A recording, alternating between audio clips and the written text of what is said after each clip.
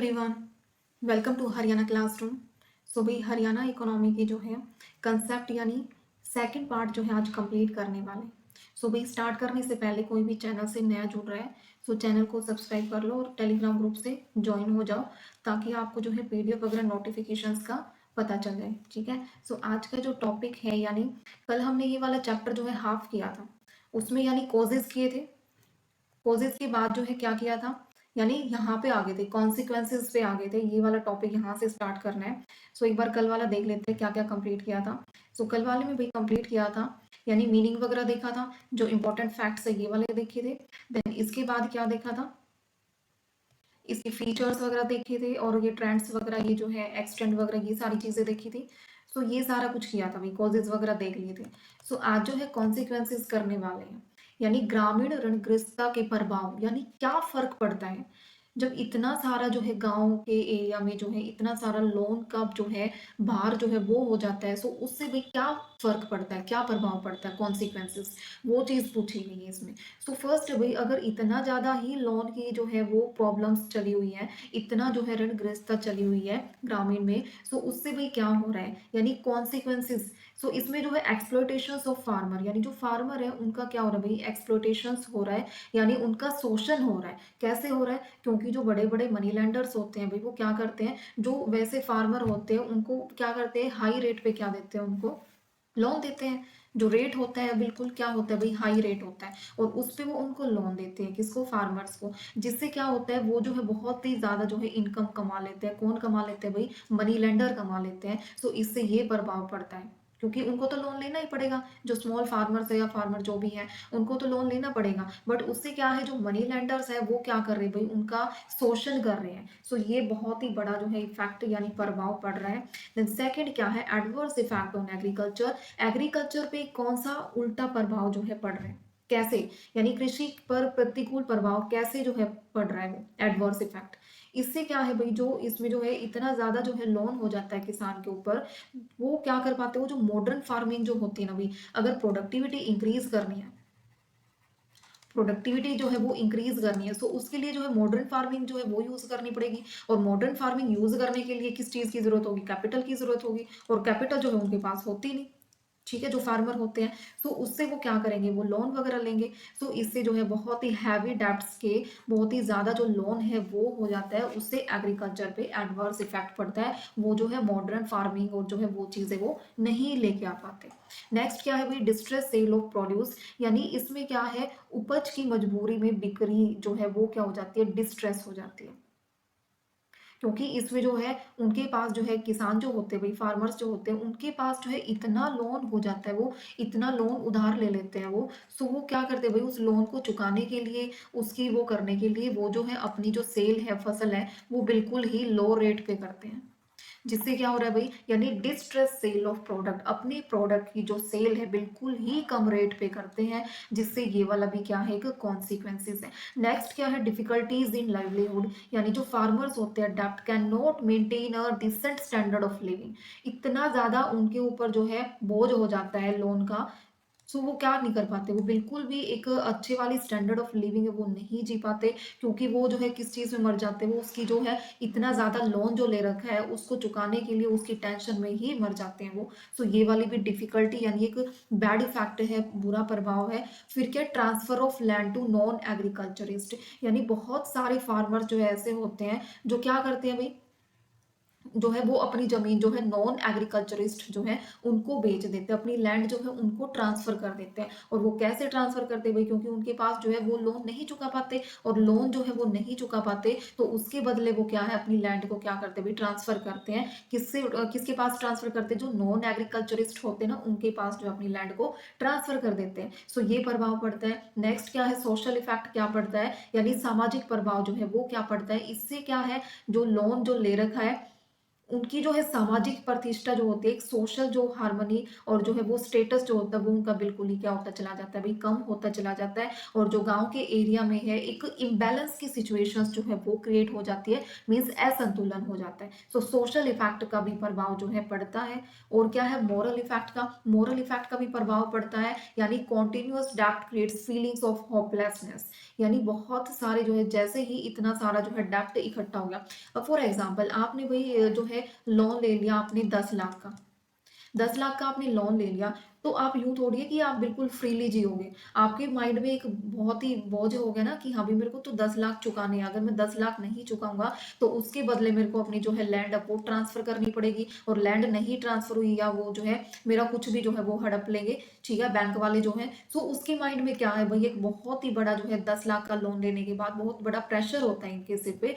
सो ये है भाई कॉन्टिन्यूस जो डेप्ट क्रिएट्स होते हैं उनसे जो फीलिंग एक होपलेस की जो है वो फीलिंग्स जो है उनके अंदर आ जाती है, ठीक है। सो ये है यानी हीनता और दासता की भावना जो है वो उत्पन्न हो जाती है। सो ये भाई 7 पॉइंट जो है किस चीज के किए हैं, कॉन्सिक्वेंसेज के किए हैं, और ये बिल्कुल ही हाईलाइटेड है सिलेबस के अंदर कॉन्सिक्वेंसेज वाला पॉइंट। सो नेक्स्ट करते हैं भाई, नेक्स्ट अब टॉपिक स्टार्ट करते हैं। कॉन्सिक्वेंसेस तो कंप्लीट हो गए। अब भाई इतना सारा जो है लोन जो है ले रखा है ग्रामीण जो है एरिया में, तो उससे क्या है भाई उस प्रॉब्लम का जो सॉल्यूशन भी तो कुछ तो होगा, कि इतना सारा जो है रूरल इंडेटेडनेस से यानी जो है इतना सारा लोन हो रखा है, ये हरियाणा की बात हो रही है। सो उस चीज का क्या सॉल्यूशन हो सकता है उस प्रॉब्लम का।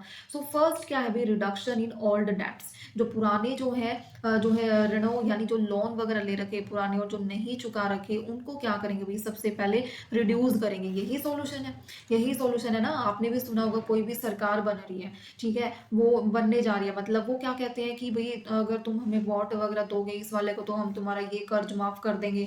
सुना होगा ना आपने भी। सो ये क्या है भाई, पुराने जो ऋणों को कम करना यानी रिडक्शन ऑफ ओल्ड डेट्स, वो जो है कम किए जाते हैं। सो ये सॉल्यूशन एक प्रॉब्लम जो इतनी ज्यादा हो रखी है, क्योंकि जो है गांव के एरिया में जो फार्मर्स उन्होंने इतना सारा जो है लोन उधार ले रखा, क्रेडिट जो है ले रखा है, सो वो नहीं चुका पाते, और बाद में क्या है वो उस बोझ के तले मर जाते हैं, और जो है उनका बहुत ही एक्सप्लोटेशन होता है। सो उस चीज का भाई इस प्रॉब्लम का एक बहुत सारे सॉल्यूशंस जो है वो निकालने हैं। तो फर्स्ट तो यही सॉल्यूशन है कि जो ओल्ड डेप्ट भी पुराना जो है उधार ले रखा है उसको ही कम कर दो। और वो कम करने के लिए वो कैसे कम करना है, इसमें यानी जो है वो पुराना जो लोन है चुकाने के लिए जो किसान असमर्थ वो जो चुका नहीं पाते उनको ये बेनिफिट ये जो है रिलीफ दिया गया है। जो है गवर्नमेंट जो है पुराने जो है लोन है उनको कम करने के जो है कदम उठाए हैं, और वो जो है किसकी हेल्प करते हैं भाई, जो पॉवर्टी वाले जो बिल्कुल ही गरीब होते हैं उन किसानों की ये बहुत ही ज्यादा हेल्प करते हैं। सो इसमें क्या है भाई, बहुत ही सेवरल लॉ जो है वो पास किए गए, और एक लेंडर और बोरोवर सेटलमेंट, अब ये पॉइंट मैंने लिखे ना ये ध्यान से सुनते जाओ, यानी एक लेंडर और बोरोवर सेटलमेंट जो है वो बनाई गई। और इसमें जो है वो बनाने के बाद इसमें क्या है जो है डेप्ट यानी जो कर्ज है वो रिड्यूस कर दिया गया by mutual agreement. Mutual agreement से जो जिनका जितना डेप्ट जो है इकट्ठा हो रखा था भाई वो रिड्यूस कर दिया, और जो है एक फिक्स्ड रिपेमेंट पीरियड जो है वो टाइम इसके लिए रख दिया गया। फिक्स्ड रिपेमेंट पीरियड मींस कि कितने टाइम पीरियड तक जो है वो उसकी पेमेंट कर सकते हैं। सो 15 से 20 साल तक जो है उनको रीपेमेंट का जो है टाइम दे दिया गया। सो ये एक बहुत ही जो है रिलीफ वाला पॉइंट जो है दिया गया जो फार्मर्स थे उनके लिए भी। फर्स्ट पॉइंट ये क्लियर। इसके अंदर अब पॉइंट्स आ जाते हैं कि जो रिडक्शन इन ओल्ड डेप्ट से कैसे, यानी relief measure for distressed farmer. और इसमें देखो भाई ये वाली एक चीज और इम्पोर्टेंट है, यानी 1990 और 91 में एक स्कीम लॉन्च की गई जिसमें जो एग्रीकल्चर लोन है भाई वो माफ कर दिया गया। क्या है, जो एग्रीकल्चर लोन है भाई वो माफ कर दिया गया। और इसमें भाई जिसने 10,000 तक का जो लोन ले रखा है वो चाहे आरआरबी से ले रखा है या कोऑपरेटिव जो है वहां से ले रखा है, बैंक से ले रखा है, उनका जो है भाई 10,000 तक का जो लोन है भाई वो माफ कर दिया गया।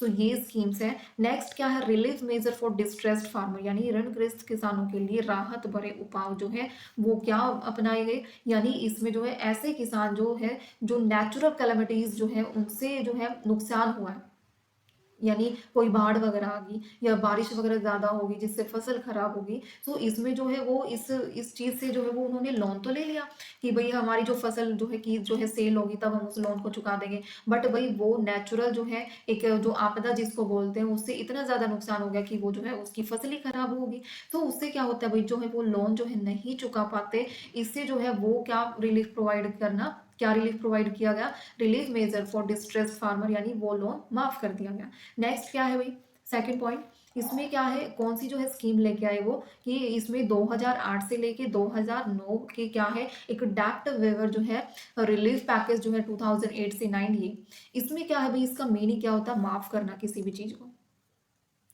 वेवर का मीनिंग क्या होता है, माफ करना।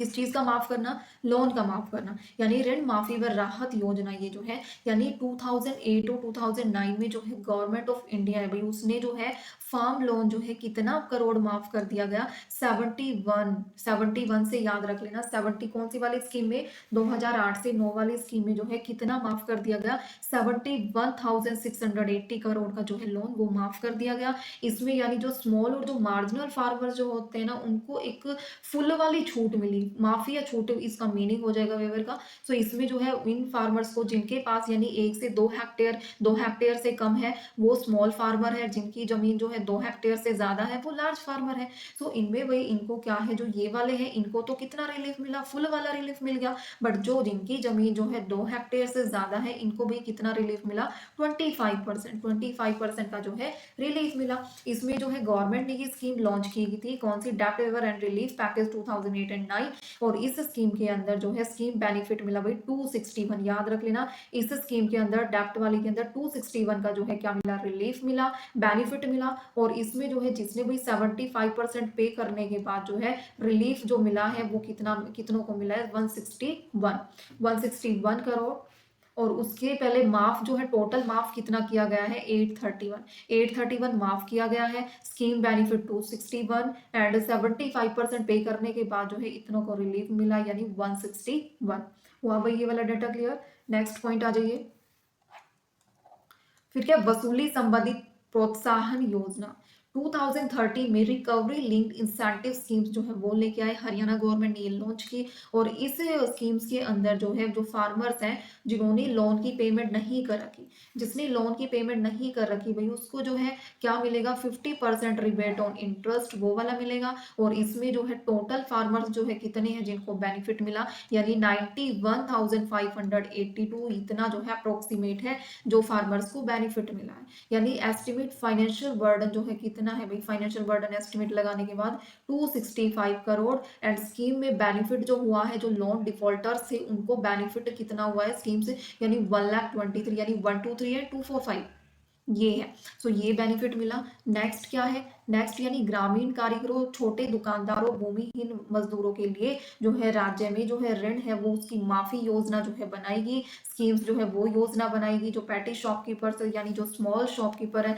उनके लिए, लैंडलेस लेबर है उनके लिए जो है ये वाली स्कीम्स जो है बनाएगी। इसमें जो है हरियाणा गवर्नमेंट ने जो है ये वाली स्कीम स्टार्ट की थी, किसके लिए, जो rural artisan, small shopkeepers, landless worker जो होते हैं, यानी उनका जो है कितना लोन माफ कर दिया भाई, लोन जो है जितना उनका कर्ज था वो 10,000 तक जो है वो माफ कर दिया गया। और ये जो है भाई कब आई, 31 जून 2009, ये चीज याद रखनी है। नेक्स्ट आ जाइए, नेक्स्ट पॉइंट, यानी इसमें जो है रिकवरी लिंक्ड इंसेंटिव स्कीम 2007, ये वाली स्कीम है रिकवरी लिंक 2007। इस वाली स्कीम में जो है एनकरेज मेंबर, वो वाले मेंबर्स जो है उनको एनकरेज किया गया of cooperative societies to repay loan on time, कि वो टाइम पे करें। अब वो टाइम पे जो है कितनों ने क्या पे किया है, अराउंड 2.67 लाख फार्मर्स को जो है बेनिफिट मिला है और 175 को जो है वो राहत प्रदान की गई है। ठीक है, सो ये वाला है 175 को जो है वो रिलीफ जो है वो प्रोवाइड किया गया। याद रखनी है भाई ये स्कीम्स, 2007 में ये वाली स्कीम्स आई थी, रिकवरी लिंक्ड इंसेंटिव स्कीम्स 2007। फिर क्या है भाई, 2019 में रिकवरी लिंक स्कीम 2019, इसमें क्या है, ये वाली स्कीम जो है 31 अगस्त 2019 जो है तक जो है ऋण चुकाने वाले किसानों को जो है ब्याज पर 50% की जो है छूट मिलेगी। ठीक है, और ये जो है रिबेट जो है, यानी ये जो स्कीम्स है भाई कब तक वैलिड रहेगी, 31 दिसंबर 2020 तक जो है ये वाली स्कीम वैलिड रहेगी, यानी 31 अगस्त 2019 से लेके एंड 31 दिसंबर 2020 तक जो है ये वाली स्कीम्स जो है वो लागू रहेगी। ये वाला हुआ भाई पॉइंट क्लियर। नेक्स्ट पॉइंट, इसमें यानी वन टाइम सेटलमेंट पॉलिसी 2019, इस पॉलिसी के अंडर जो डिफॉल्टर्स है भाई जिन्होंने लोन की पेमेंट नहीं कर रखी, सो इसमें जो है 1 सितंबर 2019 से लेके एंड 31 जून 2020 तक जो है रिलेटेड टू जिसने गवर्नमेंट बैंक से लोन ले रखा था भाई उसको फुल जो है वो क्या रिलीफ जो है कंप्लीट इंटरेस्ट जो है उसका माफ कर दिया गया। और जो जिस फार्मर ने जो है लोन अप टू 2.5 लाख का जो है ले रखा था, 2.5 लाख कितना 2.5 लाख, उसको जो है फुल इंटरेस्ट का रिलीफ जो है मिल गया इसमें। उसने चाहे वो किसी से भी लोन ले रखा हो, गवर्नमेंट बैंक से लोन ले रखा हो या कहीं से भी ले रखा हो। So one time settlement policy में जो है 2.5 लाख को तो फुल इंटरेस्ट बेनिफिट मिला है, यानी जिसमें डिफॉल्टर्स जो होते हैं उनको कंप्लीट इंटरेस्ट फ्री जो है माफ किया गया है।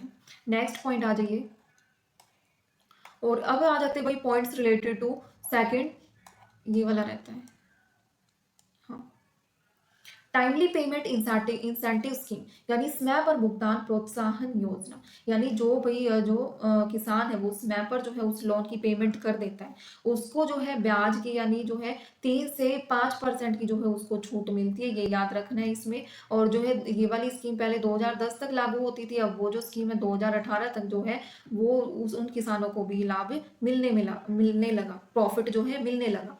ठीक है, और इसमें यानी 2.25 लाख फार्मर्स को बेनिफिट मिला। और एक्सटेंड कब तक हुई भाई, 2019 की बात है। अब 2019 के बाद जो है 31 मार्च 2023 तक जो है स्कीम को क्या कर दिया गया भाई, एक्सटेंड कर दिया गया, बढ़ा दिया गया।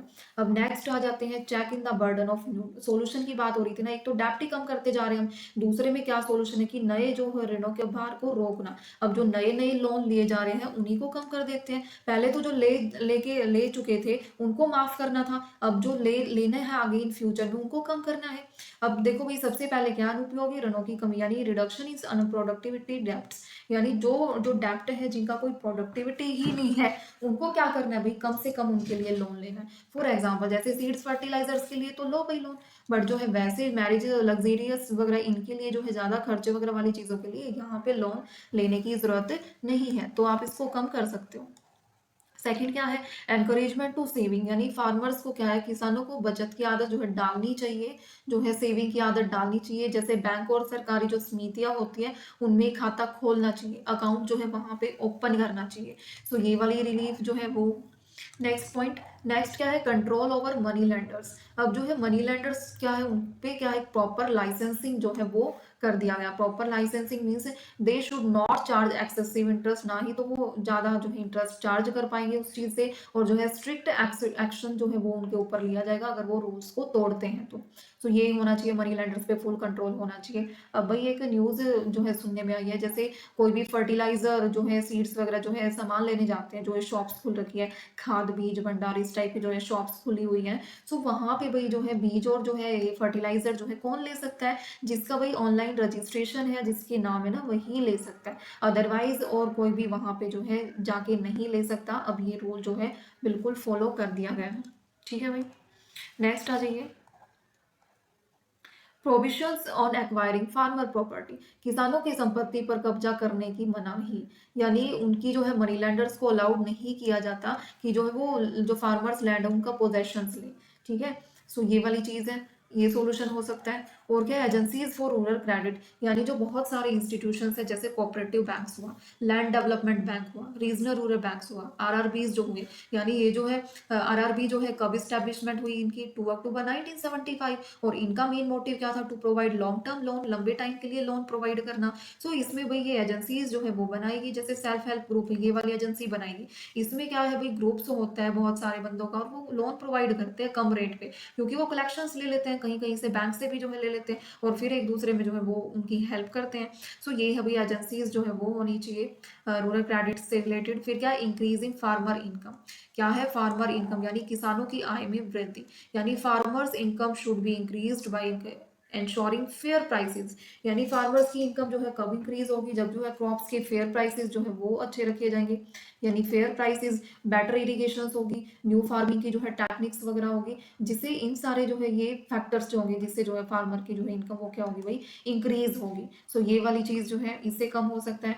फिर क्या, इनहेंसमेंट ऑफ क्रेडिट लिमिट, जो क्रेडिट लिमिट है भाई वो बढ़ा दी जाएगी, यानी क्रेडिट लिमिट जो है स्मॉल आर्टिसन शॉपकीपर्स थे उनकी जो लिमिट है भाई कितने से कितनी बढ़ा के कर दी, 25 से 50 हजार कर दी। ठीक है, ये चीज जो है ये एनकरेजमेंट चीज होनी चाहिए। देन क्या है, इंटरेस्ट सबवेंशन स्कीम। सबवेंशन का मतलब क्या होता है भाई इसमें, यानी कोई भी फाइनेंशियल हेल्प मिलना या कोई भी ग्रांट वगैरह है वो देना, ये सारी चीज जो है क्या है, इंटरेस्ट सबवेंशन स्कीम। यानी इसमें जो है इंटरेस्ट ऑन फार्मर जो है लोन जो है रिड्यूस कितना किया गया भाई, 11 से जो है कितना 7% जो है इन 2006 में जो है इतना इंटरेस्ट जो है वो रिड्यूस किया गया, जो लोन है वो इतना रिड्यूस किया गया। इसमें जो है farmers repaying on time got a additional 2% का रिबेट जो है वो मिल जाता है। यानी ये जो है स्कीम्स कब से स्टार्ट है, 1 अप्रैल 2009 से ये स्टार्ट हुई थी। गवर्नमेंट ने अनाउंस किया था 3% जो है इंटरेस्ट लगता था इस पे, और फिर जो है सबवेंशन आ गया फॉर फार्मर्स के लिए, जिसमें सबवेंशन का मतलब होता है जिसमें वो जो है हेल्प और ग्रांट्स वगैरह मिलना। सो ये वाला फंक्शंस जो है वो हो गया। नेक्स्ट आ जाइए भी, अब कुछ स्ट्रेंथ भी दी गई है। स्ट्रेंथ जो है क्या है, हरियाणा सरकार यानी जो है ग्रामीण क्षेत्रों में बैंकिंग की जो व्यवस्था है ना वो बहुत ही मजबूत करने के लिए, और जो है गांव के जो किसान है उनको जो है कम रेट पे जो है लोन देने के लिए जो है बहुत कई टाइप के जो बैंक्स हैं, वो जो संस्थाएं हैं वो स्थापित की गई हैं इन चीज़ों के लिए, स्ट्रेंथनिंग के लिए, फाइनेंशियल सेक्टर को एक अच्छी स्ट्रेंथ प्रोवाइड करें, इसके लिए वही बनाए गए हैं। तो फर्स्ट क्या है इसमें, और इनका मेन ऑब्जेक्टिव क्या होता है स्ट्रेंथ में, यानी फाइनेंशियल सपोर्ट जो है ये प्रोवाइड करते हैं। Agriculture, animal husbandry, small scale and cottage industry जो है ये सारी चीजें जो है हेल्प की जाती है। सो फर्स्ट कौन सा बैंक है भाई, हार्को बैंक। हार्को यानी हरियाणा स्टेट कोऑपरेटिव बैंक जो है, अपेक्स बैंक लिमिटेड जो है ये है। इसकी जो है इस्टेब्लिशमेंट कब हुई थी, 1 नवंबर 1966 में जो इसकी इस्टेब्लिशमेंट हुई थी। यानी PCARDBI, इसमें यानी primary cooperative agriculture and rural development ये हो जाएगा। यानी ये क्या है, एक अपेक्स बैंक है कोऑपरेटिव बैंक इन हरियाणा के लिए, और इसमें जो है 71 नहीं भाई, यहाँ पे जो है 71 नहीं 76 आ जाएगा यहाँ पे। तो इसमें जो है टोटल जो है कितनी डिस्ट्रिक्ट जो है कोऑपरेटिव बैंक है, 19 डिस्ट्रिक्ट कोऑपरेटिव बैंक, जिसमें 594 जो है ब्रांचेज हैं, और 730 क्या है, प्राइमरी एग्रीकल्चर क्रेडिट सोसाइटीज है। भाई ये जो है डाटा है इंपॉर्टेंट है, पूछा जा सकता है। सो 19 district cooperative bank and 594 branches हैं, और 730 क्या है, प्राइमरी एग्रीकल्चर क्रेडिट सोसाइटीज है। इसमें क्या है, जो है लोन प्रोवाइड किया जाता है फार्मर्स को, आर्टिसंस जो है उनको, स्मॉल इंडस्ट्रीज जो है उनको इनमें लोन प्रोवाइड किया जाता है। नेक्स्ट आ जाता है भाई, नेक्स्ट में क्या है, यानी Haryana state cooperative agriculture and rural development bank ये है। इसकी स्टैब्लिशमेंट भी कब हुई, अभी 1 नवंबर 1966 में जो है इसकी स्टैब्लिशमेंट हुई है, और लॉन्ग टर्म लोन जो है इसका प्रोवाइड करने का मेन मोटिव है। यानी इसमें जो बैंक है वो क्या प्रोवाइड करता है, लॉन्ग टर्म लोन प्रोवाइड करता है, फाइनेंशियल नीड्स जो है फार्मर्स की वो कंप्लीट करता है। तो इसमें जो है ये कितने हो गए भाई, ये कोऑपरेटिव जो है एग्रीकल्चर रूरल डेवलपमेंट बैंक कितने हैं, 76, 7 थे पहले भाई, 7 से इंक्रीज होके कितने हो गए, 76 हो गए। ठीक है, ये वाली चीज याद रखनी है। नेक्स्ट आ जाइए, नेक्स्ट में क्या है, ये provides loan for land improvement, इनके लिए जो है ये लोन प्रोवाइड करता है।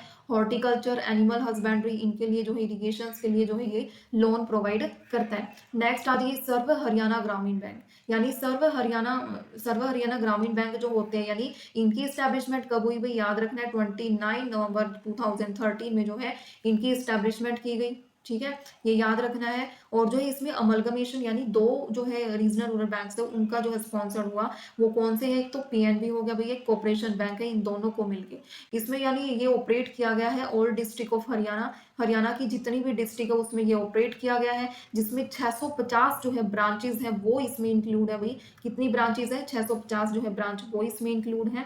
और इसमें जो है एक सेल्फ हेल्प ग्रुप जो है वो भी इसमें फैसिलिटीज जो है उनका एक ग्रुप होता है, जो क्या है, एजुकेशन से रिलेटेड, हाउसिंग या एग्रीकल्चर सभी से रिलेटेड जो है वो क्या प्रोवाइड करता है भाई, लोन प्रोवाइड करता है। ठीक है भाई, इंपॉर्टेंट है, याद रखना है। अदर सेविंग्स और क्रेडिट फैसिलिटीज जो है वो भी प्रोवाइड की जाती हैं।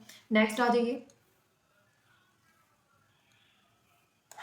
नेक्स्ट क्या है, commercial bank and post office saving bank. Commercial bank यानी क्या, इसमें मार्च 2020 में जो हरियाणा के 4996 जो है कॉमर्स बैंक जो है उनकी जो है ब्रांचेज और कितने 2689 पोस्ट ऑफिस सेविंग बैंक्स जो है ये माने जाएंगे, याद रखना है इनको। क्या है, हरियाणा में इतने कमर्शियल बैंक, 2020 की बात है ये, और जो है इतने पोस्ट ऑफिस 26, इसका हाफ ही लगा लो। ठीक है, ये जो है ये इसमें एक स्ट्रेंथ का काम करते हैं, ये प्रोवाइड करते हैं। ये जो है दोनों ही पॉपुलेशंस को जो है लोन प्रोवाइड करता है ये वाला, चाहे वो जो है गांव की हो, अर्बन हो, ठीक है, या चाहे रूरल पॉपुलेशन हो, दोनों को ही प्रोवाइड करता है। एक सेविंग्स और वेरियस फाइनेंशियल सर्विसेज जो है वो प्रोवाइड करता है फार्मर्स को एंड जनरल पब्लिक को, ये फैसिलिटीज जो है भाई प्रोवाइड की जाती है। ठीक है भाई। सो ये है भाई आपका कंसेप्ट। अब कर लेते हैं कुछ एमसीक्यूज, जिससे आपको अपनी जो है जितना ऊपर कंसेप्ट किया आपको हर एक चीज का पता चल जाए। So when was the Haryana state cooperative apex bank जो है हारको बैंक कब स्टैब्लिश हुआ? हारको बैंक भाई 1 नवंबर 19 जो है 66 को ही स्टैब्लिशमेंट होगी। सेकंड क्वेश्चन देखिए, मेन ऑब्जेक्टिव क्या है भाई हारको बैंक का? हारको बैंक का जो ऑब्जेक्टिव है लॉन्ग टर्म के लिए लोन प्रोवाइड करना, ये इसका ऑब्जेक्टिव है लॉन्ग टर्म के लिए। ठीक है, नेक्स्ट क्वेश्चन। नेक्स्ट क्या है, कौन से ईयर में जो है सर्व हरियाणा ग्रामीण बैंक जो स्टैब्लिश हुआ? 2013 में। किसमें हुआ भाई? याद रखने ये फैक्ट, इंपॉर्टेंट क्वेश्चंस डाले मैंने एमसीक्यूज में। फिर क्या है, मेन कॉजेज, यहाँ से क्वेश्चन आ सकता है। मेन कॉजेज क्या है ग्रामीण ऋणग्रस्तता का? यानी इसमें क्या है, जो डिपेंडेंस ऑन मनी लेंडर्स पे ज्यादा डिपेंड हो जाते हैं, वो साहूकारों पर निर्भरता, ये है। वैसे high level of saving, high agriculture productivity, availability of institutional credit, ये तो पॉजिटिव पॉइंट्स हैं। बट मेन कारण कॉजेज क्या है भाई? इसमें आ जाएगा डिपेंडेंस ऑन मनी लेंडर। क्या आ जाएगा? डिपेंडेंस ऑन मनी लेंडर, इसका आंसर हो जाएगा। देन नेक्स्ट क्वेश्चन आ जाइए। नेक्स्ट क्वेश्चन में क्या है, low cost of agriculture input, यानी जो रूरल इंडेटेडनेस इंक्रीज किस चीज से इंक्रीज होती है भाई? ये जो ग्रामीण ऋणग्रस्तता मुख्य, इसका कारण क्या है? इसका मुख्य कारण है high cost of production and income low. जो प्रोडक्शन है भाई वो तो कम हो रहा है, और जो इनकम है वो क्या है? प्रोडक्शन की कॉस्ट ज्यादा है बट इनकम कम है, जिससे ज्यादा लोन लेना पड़ता है।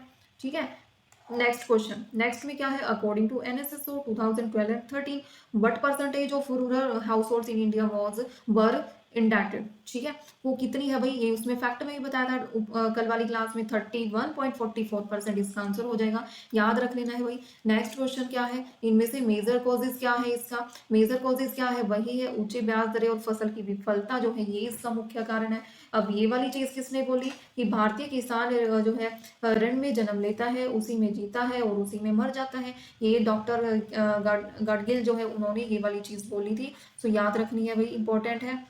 नेक्स्ट आ जाइए।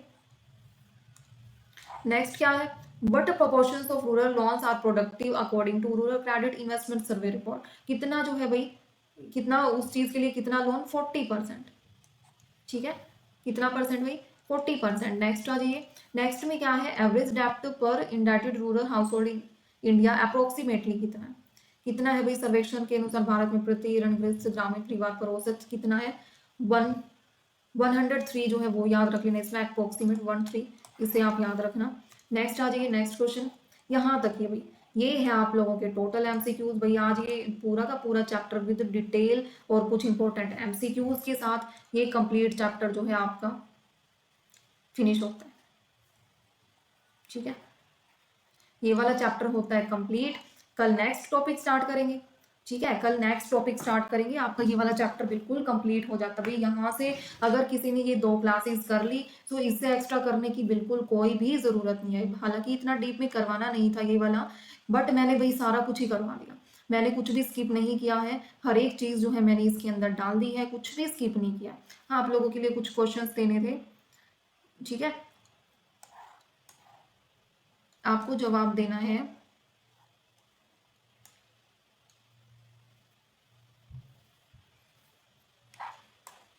टोटल तो मैंने ही करवा दिया ना।